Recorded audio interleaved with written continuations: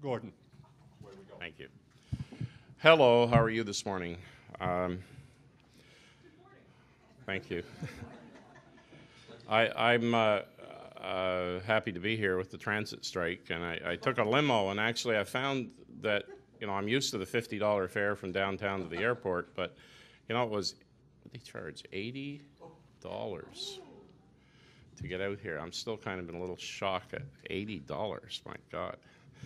Anyway, it's good to be here, and I'm a teacher and an educator and now a human rights commissioner, or we call him chair of the Human Rights Commission in New Brunswick. And during the current period of time, New Brunswick has the chairmanship of CASHRA, which is the Canadian Association of Human Rights Commissions across Canada.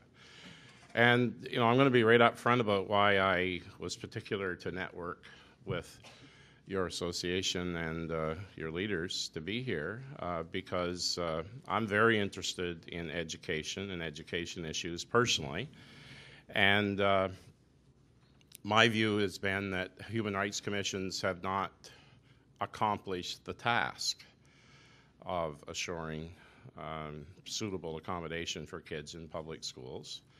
And since I became chair of the commission in New Brunswick, I initiated a process to develop a guideline on accommodation. It was a bit inspired by the Ontario one in the sense that they had developed one. But, like all the provinces of Canada, we all try to do a little bit better if we can. And so I was trying on a personal basis in New Brunswick to see if we couldn't develop a guideline that would help resolve the conflict between school systems and parents over issues of accommodation. And so New Brunswick now has a guideline that was officially approved in August, and Ontario has one, and the rest of the human rights commissions in Canada do not.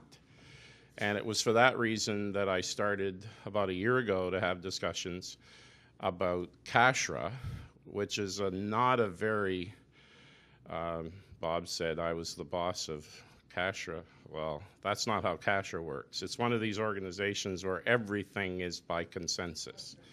And it's just like provincial premiers when you have 10, 11, 12 human rights commissions sitting at the table, all of whom are part of their provincial government apparatus, even though at arm's length. I assure you there isn't very much that comes about easily by consensus. And it's certainly, I feel very happy that CASHRA was willing to let us initiate a process of having a national forum to discuss human rights and accommodation issues and the whole issue of kids with disabilities being included properly in schools and also served well in schools. So that's happening, and that's the flyer that's been handed out. And officially, to pay that $80 taxi bill, that's what CASHRA is sending me here for, to tell you about this national forum that's being held very close to here at the Renaissance at the airport in September 25th to 27th. The program is there, and we'll talk about it just a moment at the end of my talk. I've worked in education for more than 40 years. I don't know if I'm the oldest person in the room, but it wouldn't surprise me. I've served a number of different roles, one of which was trying to develop programs to support kids who had learning problems in schools in a part of New Brunswick. And my experience is maybe a little different than some others because I'm not at that time I was not in any way an expert on special education. I was a regular school teacher and principal.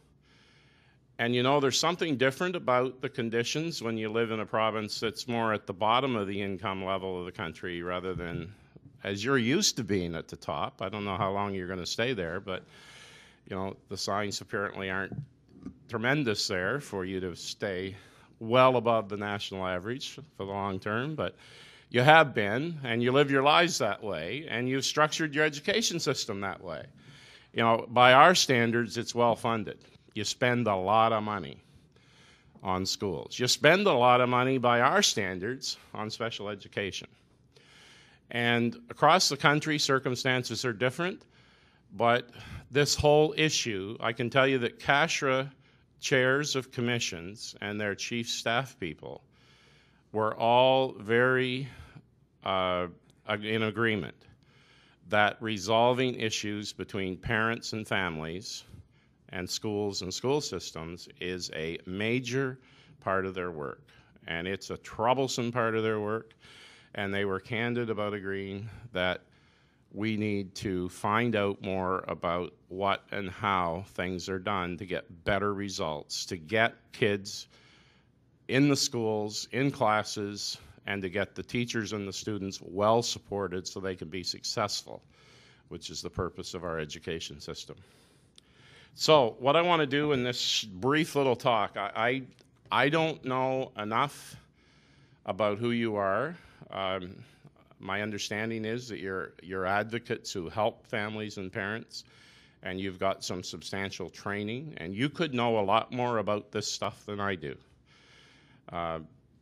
So I'm just going to present what I present, and I hope there's some relevance to you, and I hope that you'll find some value in it, and that we can have a little bit of dialogue, and that you or others in your network will join the discussion that we're going to have in the fall. So, first thing I like to talk a little bit about is why is the education of students with disabilities and other special needs. Like, I don't know if my language is exactly the same as yours, but you know, I've worked in a lot of different places, so I'm aware of the differences, but hopefully the language here won't cause an obstacle.